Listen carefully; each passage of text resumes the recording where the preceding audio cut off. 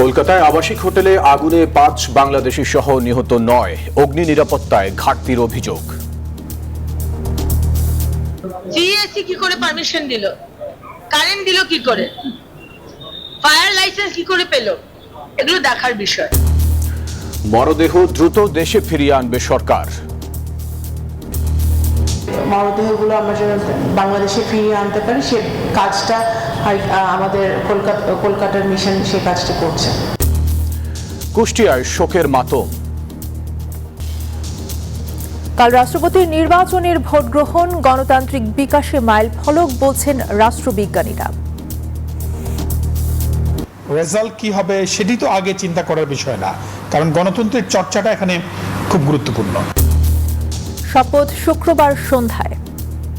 ২১ তারিখ সন্ধ্যা ৭:৩০ সময় বঙ্গভবনে শপথ হবে ইনশাআল্লাহ। একনেক সভায় ৯,৩৩৩ কোটি টাকার ১০ প্রকল্প অনুমোদন। সড়কে স্থায়িত্ব নিশ্চিতে রাবার বিটুমিন ব্যবহারের পরামর্শ প্রধানমন্ত্রীর। প্রথম বছরে ১০০ কিলোমিটার এবং পরবর্তী বছরগুলোতে অভিজ্ঞতা সাপেক্ষে এটা প্রয়োজনীয় ভাবে বাড়ানোর ব্যাপারে এখানে প্রস্তাব আছে। দুদকে কাজ শুরু, আসাদুজ্জামান নেতৃত্বাধীন নতুন কমিশনের চাপমুক্ত থেকে দুর্নীতির বিরুদ্ধে কাজ করার অঙ্গীকার। মানুষের প্রত্যাশার মতন করে প্রত্যাশা অনুযায়ী দেশের জন্য কাজ করতে পারি, দুদকের ভাবমূর্তি ফিরিয়ে আনতে পারি। প্রথম দিনেই ৪২৭ মামলা। ঢাকা চট্টগ্রাম মহাসড়কে এআই প্রযুক্তির স্বয়ংক্রিয় জরিমানা। পিঙ্ক বাসে নারীদের নিরাপদ যাতায়াত। আজকে বাসে উঠে অনেক ভালো লাগছে যে নিউ মার্কেট নেমে অন্তত হেঁটে তো যেতে পারবো। স্বাচ্ছন্দ্য তো অবশ্যই লাগবে, আমাদের ছেলেদের সাথে আর মেলামেশা করে যেতে হবে না, এটি আমাদের জন্য ভালো। কারাগার থেকে মুক্ত সাবেক প্রধান বিচারপতি খায়রুল হক। স্বামীকে শেষ বিদায় জানাতে কাল ১২ ঘন্টার প্যারোলে মুক্তি পাচ্ছেন দীপু। স্বাগত নিউজ 24 সংবাদে আপনাদের সাথে আছে আমি তাসনিম অর্থী এবং আমি ফয়সাল মাহমুদ। দর্শক দেখছিলেন বিআরবি কেবলস সংবাদ শিরোনামগুলি। জানাবো পুরো খবর। কলকাতার একটি হোটেলে ভয়াবহ অগ্নিকাণ্ডে প্রাণ গেল ৫ বাংলাদেশি সহ ৯ জনের। এমন ঘটনায় অনুমোদনহীন হোটেল ব্যবসায়ীদের বিরুদ্ধে কঠোর ব্যবস্থা নেওয়ার আশ্বাস দিয়েছে পশ্চিমবঙ্গ সরকার। ভোররাতে নিউ মার্কেট সংলগ্ন মির্জা গালিব স্ট্রিটে এই অগ্নিকাণ্ডের ঘটনা ঘটে। একটি আগুন শুধু কয়েকটি প্রাণ কেড়ে নেয়নি, নিভিয়ে দিয়েছে বাংলাদেশে অপেক্ষায় থাকা বহু স্বজনের আলো। চিকিৎসার আশায় কলকাতায় যাওয়া মানুষগুলোর জন্য যে শহর ছিল সুস্থ হয়ে ফেরার ঠিকানা, সেই কলকাতাতেই এখন স্বজনদের কান্না। মির্জা গালিব স্ট্রিটের হোটেলে ভয়াবহ আগুনে প্রাণ গেছে ৫ বাংলাদেশি সহ অন্তত ৯ জনের। নিহত বাংলাদেশিদের মধ্যে ৪ জনই একই পরিবারের সদস্য, আহত আরও ৬ বাংলাদেশি। ফায়ার সার্ভিস যারা ছিল তারা আসলে আমাদের কাছে বলতেছে আপনারা তাড়াতাড়ি বের হন আমাদের সঙ্গে।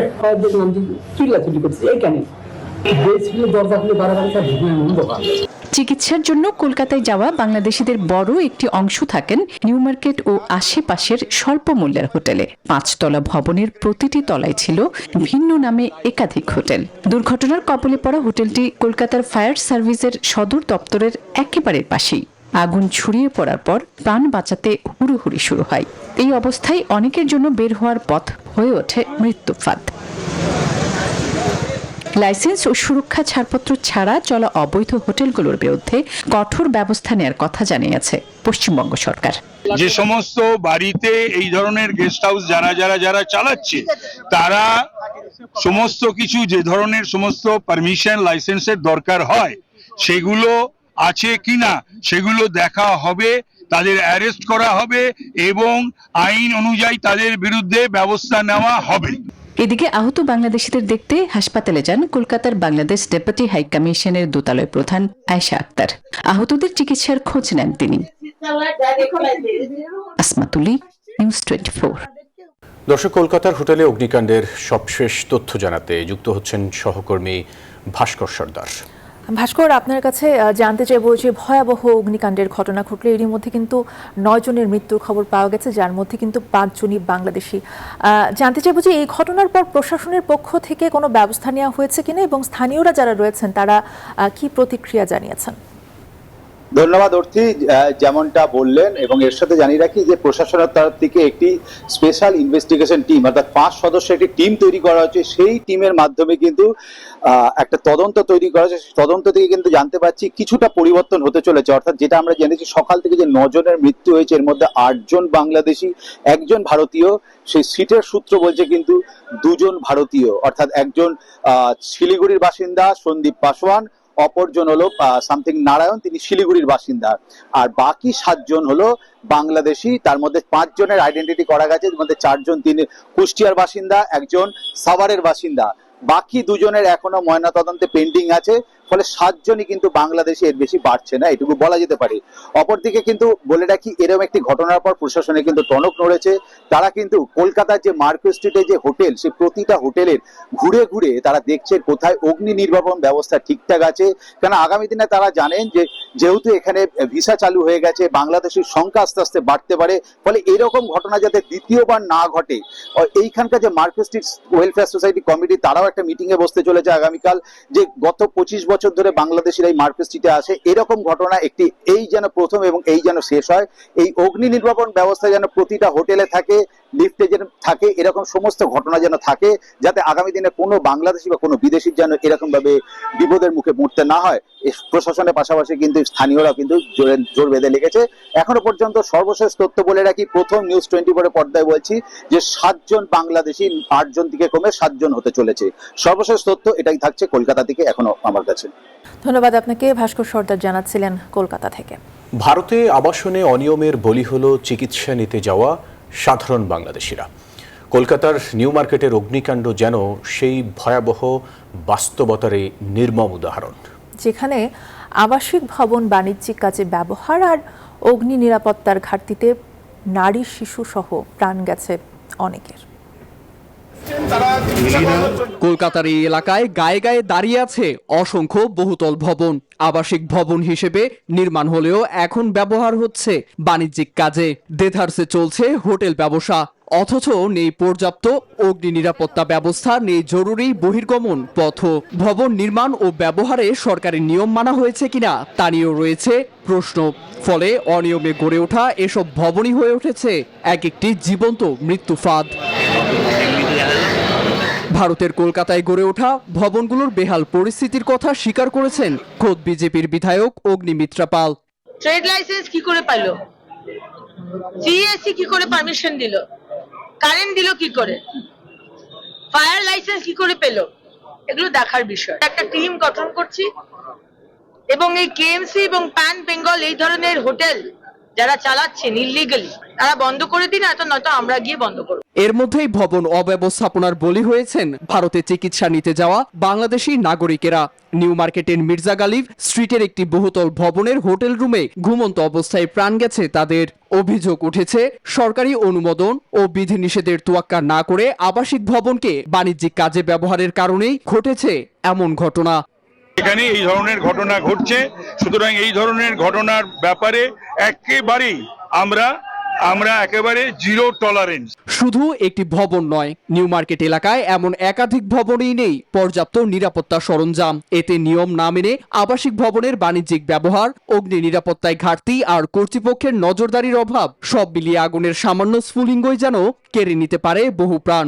কলকাতার নিউ মার্কেটের আগুন যেন তারই ভয়াবহ উদাহরণ।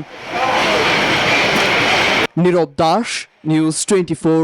কলকাতায় অগ্নিকাণ্ডে নিহত বাংলাদেশিদের দেশে ফেরাতে সর্বোচ্চ অগ্রাধিকার দিচ্ছে সরকার। তিনি জানান, আগুনে আহত বাংলাদেশিদের প্রাথমিক চিকিৎসা দেওয়া হচ্ছে। যে কোনো সহায়তার জন্য সার্বক্ষণিক হেল্পলাইন চালু করেছে কলকাতার বাংলাদেশ উপ হাইকমিশন। দুপুরে পররাষ্ট্র মন্ত্রণালয়ের সংবাদ সম্মেলনে এই কথা জানান পররাষ্ট্র প্রতিমন্ত্রী শামা ওবায়েদ। ইতিমধ্যেই আমাদের মিশন কলকাতায় যারা নিহত হয়েছেন সেই পরিবারের সদস্যদের সাথে যোগাযোগ করেছে দ্রুততর সময়ে, কারণ শনাক্ত শেষ হলে এবং সব ফর্মালিটিস কমপ্লিট হলে দ্রুততম সময় আমাদের এই মরদেহগুলো আমরা যেন বাংলাদেশে ফিরিয়ে আনতে পারি, সে কাজটা আমাদের কলকাতার মিশন সে কাজটা করছে। কলকাতার নিউ মার্কেট এলাকার আবাসিক হোটেলের আগুনে প্রাণ হারিয়েছেন কুষ্টিয়ার একই পরিবারের 4 জন। এই ঘটনায় নিহত হন সাভারের এক ব্যবসায়ীও। প্রতিনিধিদের পাঠানো তথ্যচিত্রে বিস্তারিত ডেস্ক রিপোর্টে। কথা ছিল চিকিৎসা শেষে ফিরবেন দেশে, মায়ের জন্য আনবেন বাহারি জিনিস, তা আর হলো না। কুষ্টিয়ার সাংবাদিক দেবাশিস দত্ত এখন ফিরবেন কফিন বন্দী হয়ে। কত জিনিস কিনেছি তোমার জন্য, কালকে বাড়ি যাব। আমি কিনেছিস কে বাবা, বাড়ি আয়, এই কথা আমার সাথে। ওর একটা কিছু হলে ও ছোট মা এইটা হয়েছে, ছোট মা ওইটা হয়েছে, আর কেউ ডাকবে না, আর কেউ ডাকবে না, ছোট মা ওইটা হয়েছে। মঙ্গলবার দিবাগত রাতে কলকাতার একটি আবাসিক হোটেলে ভয়াবহ আগুন লাগে।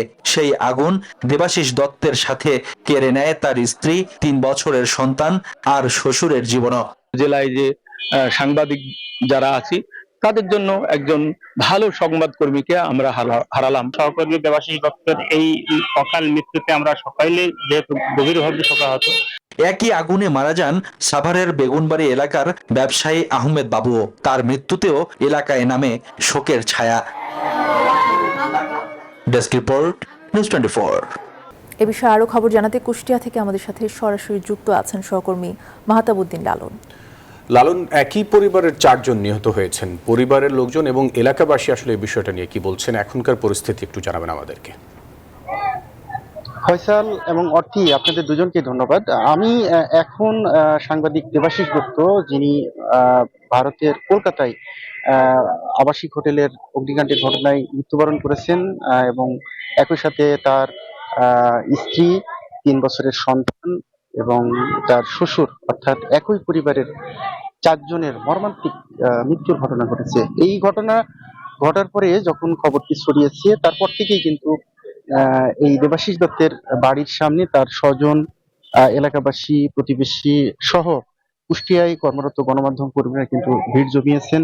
তারা খোঁজখবর নিচ্ছেন, পরিবারের সদস্য যারা আছেন তাদেরকে সান্ত্বনা দেওয়ার চেষ্টা করছেন এবং পাশে থাকার চেষ্টা করছেন। আমি স্বজনদের সাথে কথা বলে জেনেছি, স্বজনরা বলছেন যে 9-10 দিন মতো আগে সাংবাদিক দেবাশিস দত্ত ভারতে গিয়েছিলেন, বিশেষ করে তার স্ত্রী এবং তার সন্তানকে ডাক্তার দেখানোর জন্য, চিকিৎসার কাজে। আজকে ভোর রাতে তাদের বাংলাদেশে ফিরে আসার কথা ছিল, অর্থাৎ যখন এই আগুনটি লাগে তখন রাত 2টা, আর 3-3.5 ঘন্টা পরেই হয়তো তিনি বাংলাদেশের উদ্দেশ্যে রওনা দিতেন, কিন্তু সেটিও হলো না। এই অন্তিম যাত্রায় তাকে এখন কফিন বন্দী হয়ে বাংলাদেশে ফিরতে হবে। ইতিমধ্যে কিন্তু বাংলাদেশ হাই কমিশনের পক্ষ থেকে দেবাশিসের পরিবারের সাথে যোগাযোগ করা হয়েছে। লাশ ফেরত আনার কার্যক্রম কিন্তু চলছে। আগামীকালকের মধ্যে হয়তো বা লাশ কুষ্টিয়াতে এসে পৌঁছাতে পারে বলে তারা জানাচ্ছেন। তো এই ছিল দেবাশিস দত্তের বাড়ি থেকে সর্বশেষ। লালন, আপনাকে ধন্যবাদ আমাদের সাথে যুক্ত হওয়ার জন্য। সদ্যবিদায়ী রাষ্ট্রপতির পদত্যাগের পর এবার নতুন রাষ্ট্রপ্রধান বেছে নেওয়ার পালা। দীর্ঘ 3.5 দশকের অপেক্ষা ঘুচিয়ে কাল 23তম রাষ্ট্রপতি নির্বাচনে ভোট দেবেন দেশের 349 জন সংসদ সদস্য। বিনা প্রতিদ্বন্দ্বিতার প্রথা ভেঙে কেমন হবে এই গণতান্ত্রিক মহাকাব্য? সংবিধানের 70 অনুচ্ছেদের কারণে ভোটের ফলাফলে তেমন চমক থাকার সুযোগ নেই, তবে এই নির্বাচন দেশের গণতান্ত্রিক বিকাশে একটি বড় মাইলফলক বলে এই মত রাষ্ট্রবিজ্ঞানীদের। বিস্তারিত জানাচ্ছেন আল মোহাইমিনুল খান। 5 আগস্টের জুলাই গণ অভ্যুত্থান, ধসে পড়ে এক ফ্যাসিস্ট সরকারের ভিত, আসে মুক্তির নতুন ভোর। এরপর গণতান্ত্রিক নির্বাচনের মধ্য দিয়ে রাষ্ট্র ক্ষমতায় আসে বিএনপি। গত 24 জুলাই রাষ্ট্রপতির পদ থেকে পদত্যাগ করেন তৎকালীন রাষ্ট্রপতি মোহাম্মদ শাহাবুদ্দিন। ভারপ্রাপ্ত হিসাবে দায়িত্ব নেন স্পিকার হাফিজ উদ্দিন আহমদ। এরপরই ঘোষণা আসে 23তম রাষ্ট্রপতি নির্বাচনের। 2024 সালের এই দিনে লড়াইয়ের ময়দানে এবার মুখোমুখি 2 বর্ষিয়ান রাজনীতিক, বিএনপির মির্জা ফখরুল ইসলাম আলমগীর আর 11 দলীয় জোটের কর্নেল অবসরপ্রাপ্ত অলি আহমদ। 349 জন সংসদ সদস্যের এই রায়ে সংবিধানের 70 অনুচ্ছেদের কঠোর ছায়ায় দলীয় সিদ্ধান্তের বাইরে যাওয়ার সুযোগ নেই কারো। অঙ্কের হিসাবে 247 ভোট নিয়ে মির্জা ফখরুলের জয় সময়ের ব্যাপার মাত্র। বিপরীতে বিরোধী শিবিরের রয়েছে 90 ভোট, তবুও সবার নজর 12টি ভাসমান ভোটের দিকেই। সাংবিধানিক বাধ্যবাধকতা, যেহেতু একাধিক প্রার্থী আছে, ফলে এটি নির্বাচন হবে এবং সেই নির্বাচনে রেজাল্ট কি হবে সেটি তো আগে চিন্তা করার বিষয় না, কারণ গণতন্ত্রের চর্চাটা এখানে খুব গুরুত্বপূর্ণ। রাষ্ট্রবিজ্ঞানীরা বলছেন দীর্ঘ ৩৫ বছর পর এই নির্বাচন দেশের গণতান্ত্রিক বিকাশে একটি বড় মাইল ফলক। যদিও সংবিধানের ৭০ অনুচ্ছেদের কারণে ভোটের ফলাফল নিয়ে খুব একটা চমক নেই। এই নির্বাচনটি আরেকটি গুরুত্ব হচ্ছে, আপনি দেখবেন যে এই নির্বাচনে কারা ভোট দেবে হচ্ছে জনগণ দ্বারা নির্বাচিত যে সংসদ সদস্য, তারা ভোট দেবে। বৃহস্পতিবার দুপুর 2টা থেকে বিকেল 5টা পর্যন্ত সংসদ ভবনের মূল অধিবেশনে চলবে এই ভোট উৎসব। সরাসরি সম্প্রচারের মাধ্যমে গোটা জাতি সাক্ষী দেবে এই ঐতিহাসিক মুহূর্তের। আল মোহাইমিনুল খান, নিউজ 24, ঢাকা। এদিকে রাষ্ট্রপতি নির্বাচনের ভোট গ্রহণের সব প্রস্তুতি সম্পন্ন করেছে নির্বাচন কমিশন। এই কথা জানিয়েছেন প্রধান নির্বাচন কমিশনার AMM নাসির উদ্দিন। বৃহস্পতিবার দুপুরে জাতীয় সংসদে ভোট গ্রহণ হবে। আর বঙ্গভবনে নতুন রাষ্ট্রপতির শপথ গ্রহণ হবে শুক্রবার সন্ধ্যা 7:30টায়। বিকেলে সংসদ ভবনে বিএনপি সংসদীয় দলের সভা শেষে একথা জানান হুইপ নুরুল ইসলাম মনি। যাত্রা শুরু হবে। সরকার এবং বিরোধী দল ইনক্লুসিভ হয়ে দেশকে গণতন্ত্র প্রতিষ্ঠা করতে চাই এবং দেশের অগ্রগতিকে অব্যাহত রাখতে চাই। গণতন্ত্রের নতুন যাত্রা শুরু হবে আগামীকালকে আবার নতুন করে আবার রাষ্ট্র। প্রায় 9,500 কোটি টাকা ব্যয়ে 10টি প্রকল্প অনুমোদন দিয়েছে জাতীয় অর্থনৈতিক পরিষদের নির্বাহী কমিটি একনেক। বুধবার প্রধানমন্ত্রী তারেক রহমানের সভাপতিত্বে এই সভা অনুষ্ঠিত হয়। সভায় গ্রামীণ সড়ক টেকসই করতে রাবার বিটুমিন ব্যবহারের নির্দেশ দিয়েছেন প্রধানমন্ত্রী। সভা শেষে সাংবাদিকদের এসব কথা জানান পরিকল্পনা প্রতিমন্ত্রী জোনায়েদ সাকিব। স্বাস্থ্যখাতে সংকট দূর করে সেবার মান বাড়ানো বিএনপি সরকারের অন্যতম নির্বাচনী প্রতিশ্রুতি। সেই প্রতিশ্রুতি বাস্তবায়নের অংশ হিসেবে ঢাকা মেডিকেল কলেজে নতুন 5টি ভবন নির্মাণের উদ্যোগ নিয়েছে সরকার। এর মধ্যে শিক্ষার্থী ও কর্মচারীদের জন্য 2টি আবাসিক ভবন ও একটি একাডেমিক ভবন রয়েছে। এই প্রকল্পে ব্যয় ধরা হয়েছে 1,154 কোটি টাকা। অর্থবছরের দ্বিতীয় একনেক সভায় সবচেয়ে বড় বরাদ্দ পেয়েছে গ্রামীণ সড়ক পুনর্বাসন ও শক্তিশালীকরণ প্রকল্প, যার ব্যয় 4,963 কোটি টাকা। বুধবার প্রধানমন্ত্রী তারেক রহমানের সভাপতিত্বে অনুষ্ঠিত একনেক সভায় 9,333 কোটি টাকা ব্যয়ে 10টি প্রকল্প অনুমোদন দেওয়া হয়েছে। এর মধ্যে 6টি নতুন ও 4টি সংশোধিত প্রকল্প। 2টি প্রকল্প যাচাই বাছাইয়ের জন্য ফেরত পাঠানো হয়েছে। 12টি প্রকল্পের মধ্যে মোট 10টি প্রকল্প অনুমোদিত হয়েছে। কোনো প্রকল্পের পর্যবেক্ষণ আছে এবং কিছু শর্ত আছে। 2টি প্রকল্প রিভিউ করার জন্য আবার ফেরত পাঠানো হয়েছে। সবাই গ্রামীণ সড়ক টেকসই করতে রাবার বিটুমিন ব্যবহারের নির্দেশ দিয়েছে প্রধানমন্ত্রী। পাশাপাশি রামু সেনানিবাসের অবকাঠামো উন্নয়নে প্রাকৃতিক পরিবেশ অক্ষুণ্ণ রাখার নির্দেশনাও দিয়েছেন তিনি, জানান পরিকল্পনা প্রতিমন্ত্রী।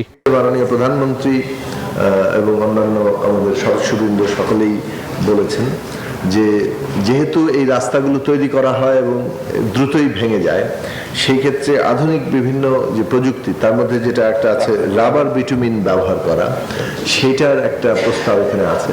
অনুমোদিত প্রকল্পে সরকারি অর্থায়ন থেকে আসবে 8,488 কোটি টাকা, আর প্রকল্প ঋণ নেওয়া হবে 936 কোটি টাকা। এই প্রকল্পের মোট ব্যয়। আবি আব্দুল্লাহ, নিউজ 24, ঢাকা। জনগণের প্রত্যাশা অনুযায়ী চাপমুক্ত থেকে দুর্নীতির বিরুদ্ধে কাজ করার অঙ্গীকার করেছেন দুর্নীতি দমন কমিশনের নবনিযুক্ত চেয়ারম্যান বিচারপতি AKM আসাদুজ্জামান। দুদকে নতুন কমিশনের প্রথম কার্যদিবসে এই কথা বলেন তিনি। জানান সংস্থাটির ভাবমূর্তি ফিরিয়ে আনতে স্বাধীনভাবে কাজ করবে নতুন কমিশন। দুর্নীতি দমন কমিশনে দীর্ঘ 5.5 মাসের শূন্যতা কাটিয়ে অবশেষে স্বাধীন এই প্রতিষ্ঠানটিতে যোগ দিলেন নবনিযুক্ত চেয়ারম্যান বিচারপতি AKM আসাদুজ্জামানের নেতৃত্বে 3 সদস্যের কমিশন। বুধবার সকালে সেগুনবাগিচার প্রধান কার্যালয়ে যোগদানের মধ্য দিয়ে নতুন কমিশনের কর্মঘণ্টা শুরু হলো। শুরুর দিনেই দুদকের কর্মকর্তাদের সাথে দিনব্যাপী মত বিনিময়ের মধ্য দিয়ে ব্যস্ত সময় পার করে নতুন কমিশন। পরে সাংবাদিকদের সঙ্গে আলাপকালে দুর্নীতিমুক্ত বাংলাদেশ গড়তে কথায় নয় কাজের মাধ্যমে নিজেদের প্রমাণের প্রত্যয় ব্যক্ত করেন তারা। এক বাক্যে বলবো, আপনারা দেখবেন বৃক্ষ তোমার নাম কি, ফলে পরিচয় হবে। প্রতিটি বিষয়ে পুঙ্খানুপুঙ্খানু নিরপেক্ষভাবে আমরা সিদ্ধান্ত দিব। আপনারা অতি অল্প সময়ে এই সকল বিষয়ে অগ্রগতি জানতে পারবেন। আর নবনিযুক্ত চেয়ারম্যান বিচারপতি আসাদুজ্জামান বলেন, বর্তমান কমিশন দেশের জনগণকে হতাশ করবে না, কাজ করবে দুদকের ভাবমূর্তি ফেরাতে। আমরা কাজ শুরু করেছি মানুষের প্রত্যাশার মতন করে, প্রত্যাশা অনুযায়ী দেশের জন্য কাজ করতে পারি, দুদকের ভাবমূর্তি ফিরিয়ে আনতে পারি, দুর্নীতির মুক্ত করার যথেষ্ট চেষ্টা করতে পারি আমাদের জন্য আবার দোয়া করবেন, আমাদের কাজটা শুরু করে দেন, ইনশাল্লাহ আগামী দিনে ভালো ফল আমাদের আনবো বলে আমাদের প্রত্যাশা আছে। গত ৩ মার্চ আব্দুল মোমেনের নেতৃত্বে ৩ সদস্যের কমিশন পদত্যাগ করার পর ১৭০ দিন অভিভাবক শূন্য ছিল দুর্নীতি প্রতিরোধে রাষ্ট্রের এই স্বাধীন সংস্থা। বদরুল আলম শাওন, নিউজ 24, ঢাকা। ঢাকা চট্টগ্রাম মহাসড়ক এআই ক্যামেরার আওতায় আসায় স্বস্তিতে যাত্রী ও চালকরা, তবে ব্যবহারিক জায়গায় কিছু বিড়ম্বনার কথাও জানান তারা। আর স্বয়ংক্রিয় ব্যবস্থা চালু হওয়ার পর মাত্র ২৪ ঘন্টার মাথায় মামলার সংখ্যা প্রায় ৫০০ ছুঁই। সহকর্মীদের পাঠানো তথ্যচিত্রের ডেস্ক রিপোর্ট। গাড়ি চালাবেন, অটো মামলা খাবেন না। দেশের অন্যতম ব্যস্ত সড়ক ঢাকা চট্টগ্রাম মহাসড়ক এবার এআই ক্যামেরার আওতায়। শৃঙ্খলা ফেরাতে চলছে মামলাও। চালক ও যাত্রীরা বলছেন এআই ক্যামেরার কারণে সুফল পাচ্ছেন তারা। তবে অহেতুক মামলা এড়াতে মহাসড়কের পাশে সার্ভিস লেন করার দাবি চালকদের। সরকারের আগে আমাদেরকে পার্কিং এর ব্যবস্থা করে দিতে হবে। গাড়িতে চাকা পাংচার হয়েছে, রাস্তার পাশে সাইড করবো, এরকম কোনো বাংলাদেশে হাইওয়ে সাইডে কোনো জায়গা নাই। এদিকে মহাসড়ক ক্যামেরার আওতায় আসায় ডাকাতির মতো ঘটনা ঘটবে না বলে আশা যাত্রীদের। তবে পূর্ণ সফল পেতে উল্টো পথের যান চলাচল নিয়ন্ত্রণ জরুরি বলেও মত তাদের।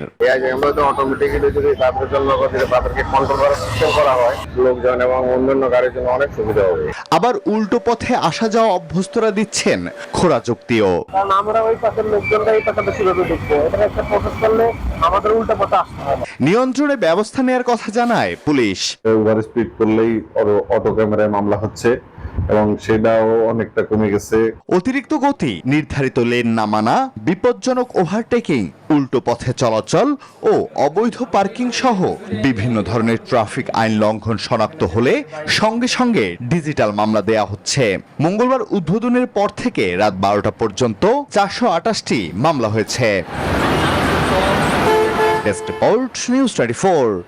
সড়কে নারী যাত্রীদের নিরাপদ যাতায়াতের প্রত্যাশা নিয়ে চলছে নারীদের পিঙ্ক বাস, তবে শুরুতেই রয়েছে কিছু অভিযোগ। কোনো পুরুষ যাত্রী এই বাসে উঠতে না পারলেও সাধারণ বাসগুলোতে যথারীতি চলাচল করতে পারবেন নারীরা। শিয়াব জাহিদ জানাচ্ছেন বিস্তারিত।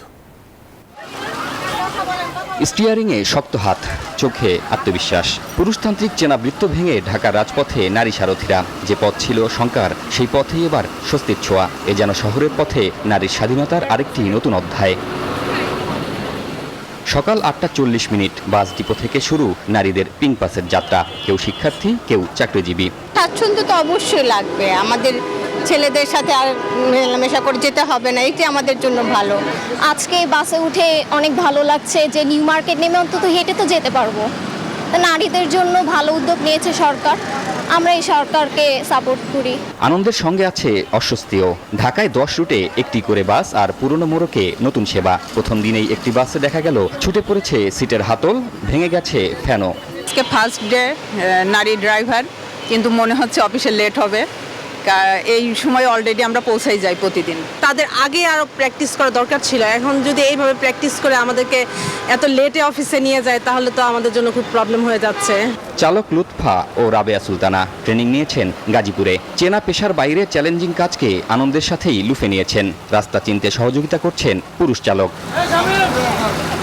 আপাতত প্রতিদিন থাকছে 2টি ট্রিপ। সকাল 8টা 45 শুরু যাত্রা, মতিঝিল থেকে ফিরতি যাত্রা বিকেল 5টা 45। 1998 সালে বিআরটিসি ও 2018 সালে বেসরকারিভাবে নেওয়া হয় এমন উদ্যোগ, যা সফল হয়নি। তবে এবার অতীতের ব্যর্থতার পুনরাবৃত্তি হবে না, প্রত্যাশা নগরবাসীর। শিহাব জাহিদ, নিউজ 24, ঢাকা।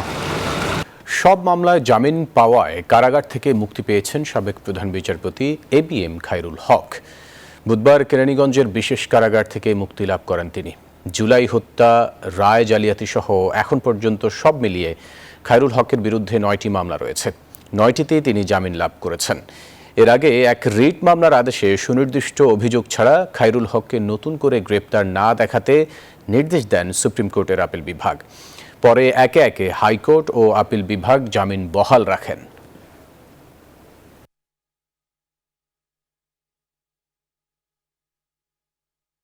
স্বামী ব্যারিস্টার তৌফিক নেওয়াজকে শেষ বিদায় জানাতে 12 ঘন্টার জন্য প্যারোলে মুক্তি পাচ্ছেন সাবেক মন্ত্রী ও কার্যক্রম নিষিদ্ধ আওয়ামী লীগের যুগ্ম সাধারণ সম্পাদক দীপু মনি। মুন্সিগঞ্জের জেলা ম্যাজিস্ট্রেট ও জেলা প্রশাসক সৈয়দা নূরমহল আশরাফি আগামীকাল বৃহস্পতিবার সকাল 6টা থেকে সন্ধ্যা 6টা পর্যন্ত তার প্যারোলে মুক্তির আবেদন মঞ্জুর করেছেন। মঙ্গলবার রাজধানীর একটি হাসপাতালে চিকিৎসাধীন অবস্থায় মারা যান দীপু মনির স্বামী ব্যারিস্টার তৌফিক নেওয়াজ। দেশের সাধারণ গ্রাহকদের স্বার্থে সিম ট্যাক্স সম্পূর্ণ প্রত্যাহারের সিদ্ধান্ত নিয়েছে সরকার। এর সুফল যাতে দেশের প্রতিটি প্রান্তের মানুষ পায় তা নিশ্চিত করাই সরকারের অন্যতম লক্ষ্য, এমনটা জানিয়েছেন ডাক ও টেলিযোগাযোগ মন্ত্রী ফকির মাহবুব আনাম। দুপুরে রাজধানীর আগারগাঁওয়ে এক আয়োজনে এসব কথা জানান তিনি। সংশ্লিষ্টরা বলছেন, এই খাতের টেকসই উন্নয়নে বিদেশি বিনিয়োগ আকর্ষণ করা বড় challenge. A family to be really come together and work together to be successful, and that's our core intention. The minister and I, we are really trying to focus and work together to really take this industry to the next level. দর্শক, এই ছিল news 24 সংবাদে। ধন্যবাদ সাথে থাকার জন্য।